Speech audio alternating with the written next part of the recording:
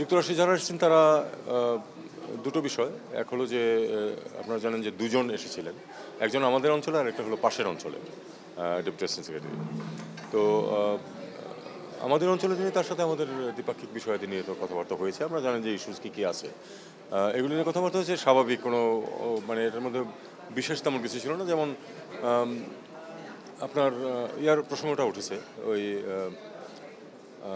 Tax যেটা ট্যারিফের প্রসঙ্গ উঠেছে, এবং আমরা বলেছি যে আমরা তো চেষ্টা করছি তোমাদের বাণিজ্য বাধা কমিয়ে আনতে। এবং আমি আরেকটা পয়েন্ট উল্লেখ করেছি যে আসলে তো যেই যেই দুই পক্ষের মধ্যে তফাৎটা যতটা বলা হয় অতটা তো আসলে না, কারণ সার্ভিসেস সেক্টরে তো আমরা প্রচুর আমদানি করি তোমাদের এখান থেকে, এইটুকু বলেছি। আর যিনি আমাদের পাশের অঞ্চল থেকে ছিলেন তাদের মূল ফোকাসটা ছিল আসলে বার্মা।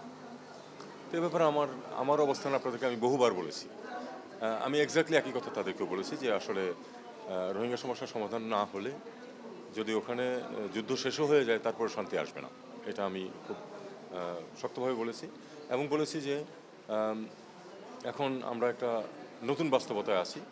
সত্যিকার অর্থে আমরা একজন নতুন প্রতিবেশী মুখোমুখি, যারা আবার নন স্টেট অ্যাক্টর। কাজে তাদের সাথে আমরা না পারছি ওপেনলি স্বাভাবিকভাবে আচরণ করতে, না পারছি তাদেরকে ইগনোর করতে। কাজে এই ডিফিকাল্ট সিচুয়েশন। আর তাদেরকে আরেকটা কথা আমি বলেছি যে there will be a time যখন হয়তো এই সমস্যাটা স্থিতি আসবে এবং একটা সমাধানের দিকে যাবে।